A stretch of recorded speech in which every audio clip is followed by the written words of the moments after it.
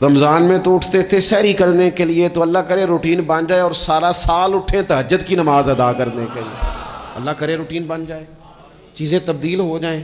وہ لوگ جن کو ڈاکٹر کہہ رہے تھے کہ دوائی بھی کھانی ہے اور پرہیز بھی کرنا ہے، تو وہ کہہ رہے تھے جی دوائی کھانا تو آسان ہے، پرہیز کرنا مشکل ہے، تو بدلنے لگی ہے نا روٹین، آ گیا نا رمضان، پرہیز کا ٹائم شروع ہو گیا۔ لہذا بہترین فائدہ یہ ہوگا کہ رمضان میں پرہیز ہوگی، ڈائٹ پلان بالکل بنایا جا سکتا ہے، اس میں چیزوں کو بالکل مرتب کیا جا سکتا ہے۔ تو رمضان شریف کے آنے سے پہلے ذہنی طور پر اپنی عادات کی تبدیلی کا پروگرام بنائیں، عادتیں بدل جایا کرتی ہیں۔ رسول کریم دنیا میں آئے وَيُزَكِّيكُمْ، حضور تزکیہ کرنے تو آئے ہیں، عادتیں بدلنے تو تشریف لائے ہیں۔ نبی پاک نے صفائی ستھرائی کر دی، ساری ناپاک چیزوں کو نکال دیا۔ تو روٹین دیکھیں کہ رمضان میں تقوی کے حصول کے لیے اپنی عادات کو تبدیل کرنا ہے، اور اس کے لیے ذہنی طور پر اپنے آپ کو تیار کریں۔ وہ جو کہتے ہیں بچے سویرے نہیں اٹھتے، وہ روٹین بنا لیں، یہ موقع آیا ہے، ابھی سے ارادہ کر لیں کہ جناب ہم نے اس ترتیب سے اپنے گھر کو، ماحول کو، بچوں کو اس ترتیب سے ہم نے مرتب کرنا ہے چیزوں کو۔ یہ آپ ارادہ کریں، اللہ تعالیٰ مدد فرمائے گا۔ رمضان المبارک کی جو خاص فضیلت ہے، اس خاص فضیلت کو رمضان آنے سے پہلے ذہن میں بٹھا لیں، اور رمضان المبارک پورے کا پورا اس ذوق سے گزاریں کہ ذہن میں بات موجود ہو، ذہن میں، کہ دراصل رمضان کیا ہے۔ اللہ کے پیارے رسول صلی اللہ تعالیٰ علیہ وسلم نے فرمایا، اے لوگو تم پر ایک عظیم المرتبت مہینہ سایہ فکن ہو رہا ہے۔ حضور فرماتے ہیں شہر مبارک، فرمایا یہ بڑا برکت والا مہینہ ہے، یہ برکتیں لے کے آیا ہے، یہ رحمتیں لے کے آیا ہے، یہ اپنے ساتھ عنایات لے کے آیا۔ اور نبی اکرم صلی اللہ تعالیٰ علیہ وآلہ وسلم نے فرمایا جو بندہ بھی قرب الہی کی نیت سے رمضان میں نیکی کا طلبگار ہوگا، فرمایا وہ اگر نفل نیکی کرے گا نا تو اللہ تعالیٰ اسے فرض کے برابر ثواب عطا فرمائے گا۔ اور حضور علیہ الصلوۃ والسلام فرماتے ہیں جو اس مہینے میں ایک فرض ادا کرے گا اللہ 70 فرضوں کے برابر اجر عطا کرے گا۔ اپنے ذہن میں ایک بات بٹھائی جائے، ذہن میں یہ بات بٹھائی جائے کہ یہ نا برکت والا مہینہ ہے، اس میں میرا ثواب بڑا ضربوں کے ساتھ آگے بڑھے گا۔ ایک ذہن بنایا جائے اور پھر ثواب اکٹھا کرنا شروع کر دیا جائے، پھر وہ ترتیب بنا لی جائے، کاروباری نہیں، روحانی ترتیب، کاروباری نہیں، یعنی نئے سے نئے سٹال نہ تیار کیے جائیں، مہنگائی کیسے کرنی ہے اور کس طرح کر کے کن چیزوں کی آج کل مانگ ہوگی، کس ترتیب سے سودا پہلے ہی خریدنا ہے، مہنگا کیسے کرنا ہے، اللہ معاف کرے مصنوعی قلت کیسے پیدا کرنی ہے، کمائی کیسے کرنی ہے۔ رمضان کے اندر جناب لوگ ساری ترتیب لگا کے، ساری، میرے ایک دوست ہیں میڈیکل کے شعبے سے وابستہ ہیں، تو مجھے کہنے لگے کہ ڈاکٹر بھی اپنی روٹین بدلتے ہیں اور معدے والی ساری دوائیاں بھی اکٹھی کر لیتے ہیں کیونکہ رمضان آنے والا ہے، یہ زیادہ لوگ استعمال کریں گے۔ تو وہ ماحول نہ پیدا کریں کہ ہر چیز دنیا داری ہو جائے، ہر چیز دنیا داری نہیں، ہر چیز کو ایک نیا روپ دے دیا جائے اور نیا سے نیا مال کمانے کا سلیقہ بنایا جائے۔ میں اکثر کہا کرتا ہوں کہ رمضان تو اس لیے تھا نا کہ اس میں کم کھانا ہے، تھوڑا کھانا ہے، لیکن اگر بندہ کہے کہ میں نے صبح کا چونکہ کھایا نہیں لہذا اب شام کو اتنا کھانا ہے کہ ہفتے سے پہلے ڈاکٹر کے پاس بھی جانا ہے، میں نے وہ سارا پوری کرنی ہے روٹین، تو پھر وہ مقصد کو نہیں نہ سمجھا، پھر اس نے اس خوبصورتی کو نہیں پایا جو خوبصورتی اس کو دین دینا چاہتا تھا۔ ایک تو رمضان کی فضیلت کو سمجھنا ہے، اور پھر جب ہم روزہ دار ہیں، ہم نے روزہ رکھا ہوا ہے، تو نبی پاک علیہ السلام نے خود اس مفہوم کو کھول کے بیان کیا، فرمایا جس بندے نے جھوٹ نہیں چھوڑا، گناہ نہیں چھوڑا، گویا غیبت نہیں چھوڑی، بدی نہیں چھوڑی، تو اللہ کے محبوب علیہ الصلوۃ والسلام فرماتے ہیں پھر اللہ تعالیٰ کو اس کے بھوکا پیاسا رہنے کی تو کوئی ضرورت نہیں، کیونکہ لعلکم تتقون، تقوی اختیار کرنا تو روزے کا مقصد تھا۔ اور اگر اس نے وہ بات کو سمجھا ہی نہیں، استاد کے لیے صرف استاد ہو جانا ہی ضروری نہیں، اس کو پھر اپنے منصب کا لحاظ کرنا بھی ضروری ہے کہ میں استاد ہوں۔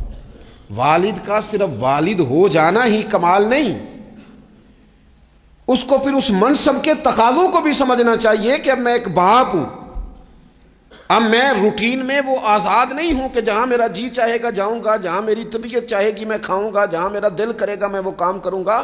اب آپ سرپرست ہیں، سربراہ ہیں۔ انسان دیکھیں نا، ایک شخص ہے وہ عالم ہے، علم پڑھ لینا صرف کمال نہیں، وہ اپنے منصب کو بھی تو سمجھے نا، اس منصب کے وقار کو، اس کے لحاظ کو بھی تو سمجھے نا۔ ایک آدمی اگر عمر رسیدہ ہے، بڑا ہے، بزرگ ہے، اور وہ چاہتا ہے کہ میری بزرگی کی وجہ سے میرا اکرام کیا جائے، تو اسے اپنے منصب کا بھی لحاظ کرنا پڑے گا۔ اس کو حضرت سعدی فرمایا کرتے تھے، میں نے 18 سال کے بزرگ دیکھے اور میں نے 75 سال کے بچے دیکھے۔ حضور کیا مطلب؟ فرمانے لگے عمر ہو گئی لیکن اپنے منصب کا خیال نہ کیا، عادات بچوں والی رہی۔ اور فرماتے میں نے ایسے لوگ دیکھے جن کو شروع وقت میں ہی اللہ والوں کی صحبت نصیب آئی، تو وہ جو بزرگی ہے وہ پھر عمر کی وجہ سے نہیں ملی، وہ اللہ نے علم اور عمل کی وجہ سے عطا فرما دی۔ تو اپنے منصب کا لحاظ کرنا کہ میرا یہ منصب ہے۔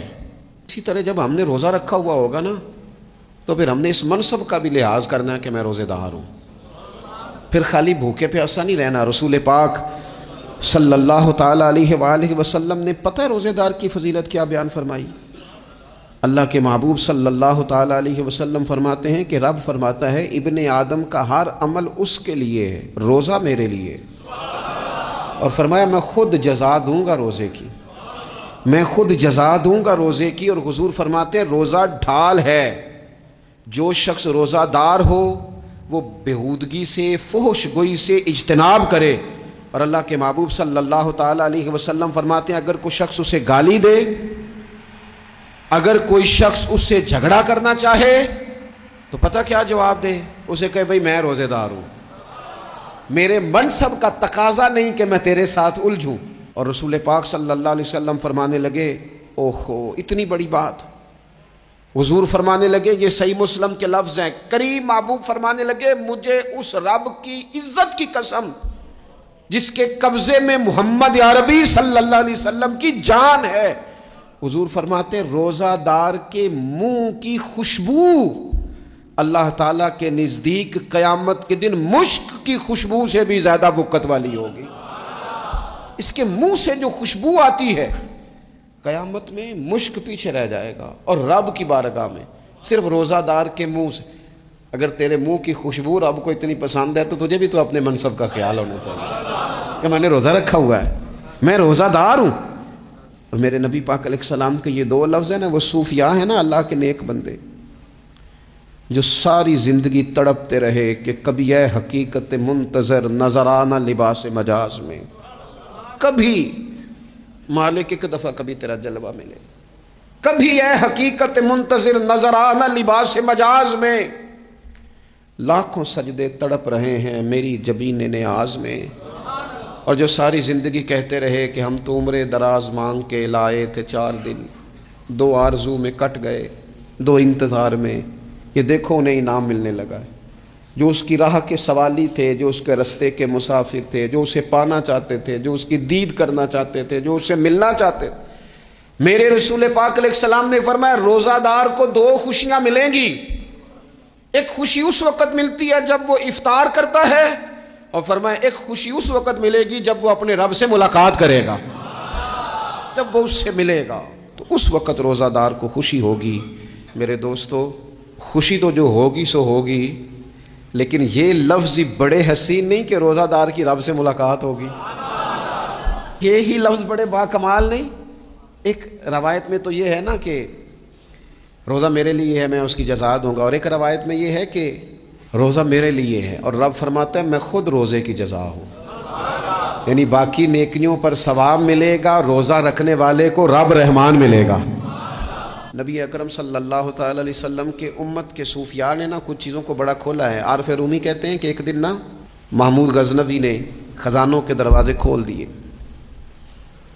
اور فرمایا بھئی میں نے آج ہر چیز کھول دی ہے، جو جس چیز پہ ہاتھ رکھے گا وہ اسی کی ہو جائے گی۔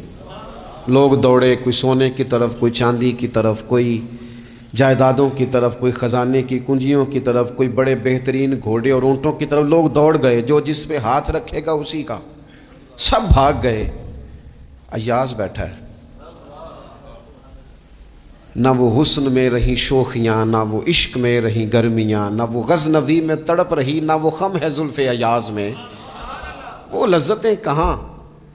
ایاز چپ کر کے بیٹھا ہے، پھر محمود نے ایاز کی طرف مخاطب کر کے کہا ایاز اٹھنا نہیں، آج لوٹ سیل لگ گئی ہے، جو جس چیز پہ ہاتھ رکھے گا اسی کی۔ ایاز کہنے لگا بات پکی ہے نا؟ تو محمود خوش تھے، موڈ بڑا اچھا تھا، کہا بالکل پکی ہے۔ تو ایاز کہنے لگے چلو ٹھیک ہے۔ ایاز اٹھے، پیچھے سے جا کے نا تو محمود کے کندھے پہ ہاتھ رکھ دیا، محمود کے کندھے پہ ہاتھ رکھا۔ محمود کہنے لگے یہ کیا بات کا، آپ سے میں نے پوچھا تھا بات پکی ہے، جو جس پہ ہاتھ رکھے گا اسی کا نا۔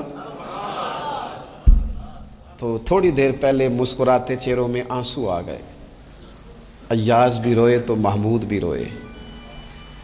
کہا بادشاہ پکا رہنا، وہ جن کو خزانے چاہیے تھے وہ دوڑ گئے، مجھے تو تو چاہیے۔ لنگ کئی مہینے تے برس گئے تے تیری دید نو دیدے ترس گئے، تیری تو ملے گا۔ تو پھر کہا محمود نے، اس نے کہا میں وعدہ کر چکا تھا، بس ٹھیک ہے، باقیوں کے خزانے اور میں تیرا، طے ہو گئی۔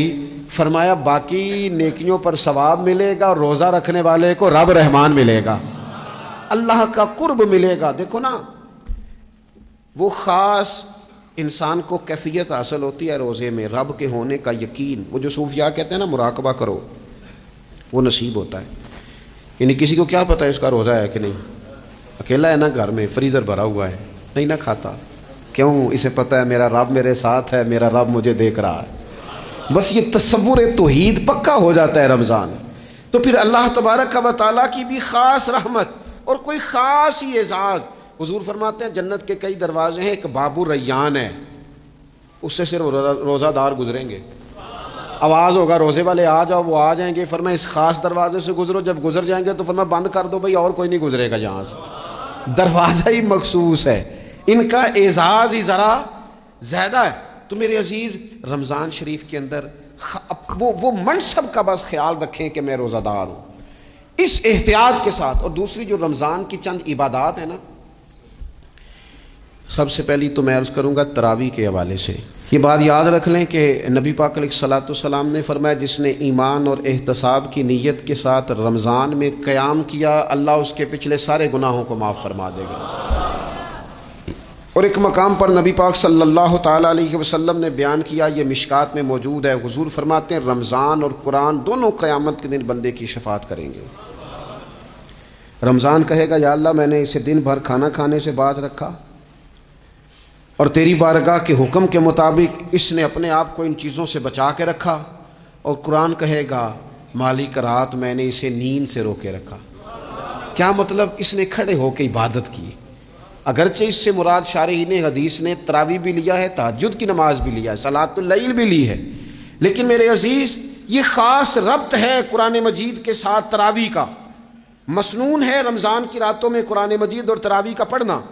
اگر تھوڑی سی نا طبیعت میں صرف تبدیلی پیدا کی جائے، میں نے دیکھا ہے کہ جو لوگ کہتے ہیں نا میرا وقت بڑا قیمتی ہے، بڑی ساری جگہوں پہ آپ کو بیٹھنا پڑتا ہے، بیٹھیں آپ 2 گھنٹے بیٹھیں، 3 گھنٹے بیٹھیں۔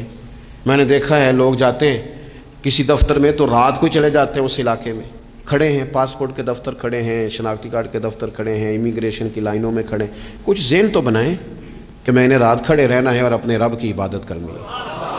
تراویح کو ذرا ذوق سے آپ اگر تھوڑا ارادہ کر لیں گے نا، یعنی کوئی ایسا مشکل کام نہیں۔ میری تو رائے یہ ہے کہ پہلے 3-4 دن ذرا جم کے ذہن بنائیں اور تھوڑا سا نا روٹین کو بدلنے کی کوشش نہ کریں۔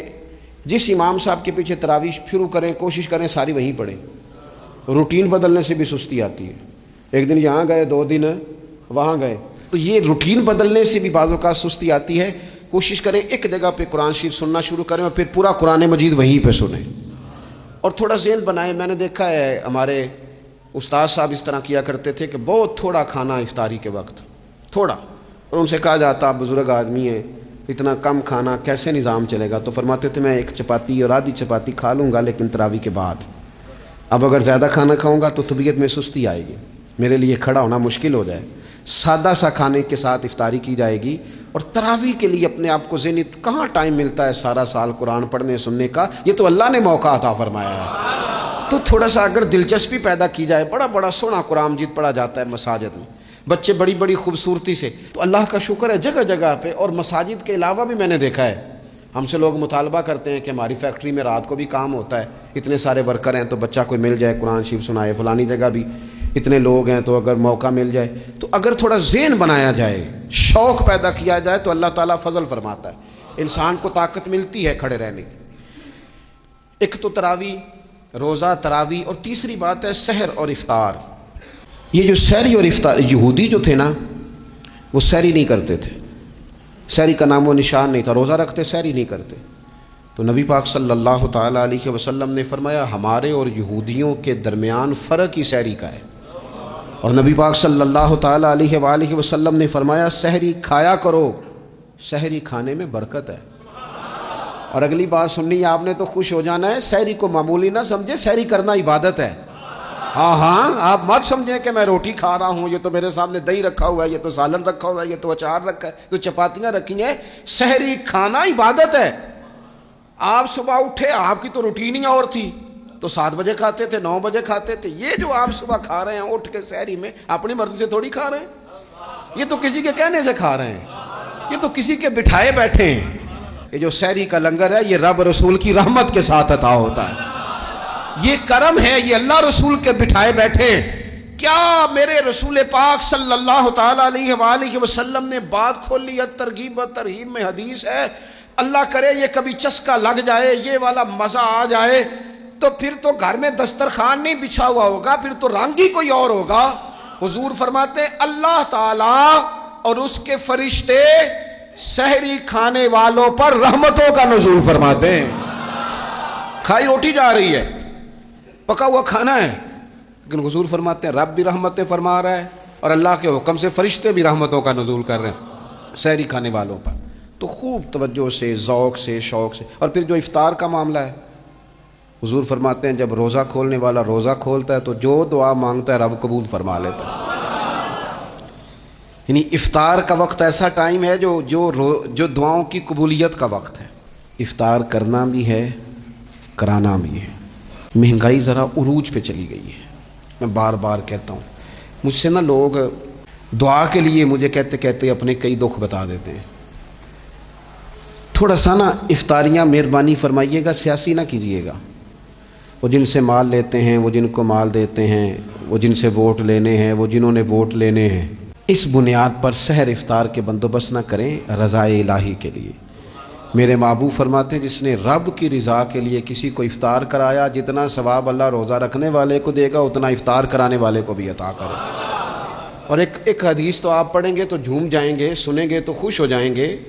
المعجم الکبیر میں موجود ہے. نبی پاک علیہ السلام فرماتے ہیں جس نے حلال کھانے اور حلال پانی سے کسی کا روزہ افطار کرایا نا، ذرا دیکھنا غریبوں کے گھروں کو جھانکنا، ذرا اپنے عزیزوں میں ایک نظر دوڑا لینا، ذرا رمضان کی نیت کر کے رمضان سے پہلے ہی غرباء تک راشن پہنچا دینا، ان کی فکر دور ہو جائے. وہ پہلی شام ہی اپنے بچوں کے ساتھ آسودہ حال ہو کے بیٹھیں.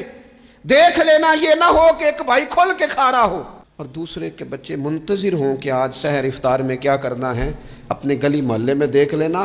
ہم اس رسول کے ماننے والے ہیں جنہوں نے فرمایا میں اسے مومن ہی نہیں جانتا جو پیٹ بھر کے کھائے اور اس کا ہمسایہ بھوکا رہ جائے. تھوڑا سا اپنے ارد گرد نظر ڈال لینا. المعجم الکبیر میں حدیث موجود ہے. اللہ کے پیارے رسول صلی اللہ تعالیٰ علیہ وسلم نے فرمایا جس نے حلال پانی سے، حلال روٹی سے کسی کا روزہ افطار کرایا تو فرمایا فرشتے اس بندے کے لیے رمضان کے دنوں میں، رمضان کی گھڑیوں میں دعا کرتے ہیں، اور جناب جبریل امین اس کے لیے شب قدر کی رات دعا کرتے ہیں. حضرت جبریل شب قدر میں دعا کریں گے خاص رات، یا اللہ اس بندے پر فضل فرما.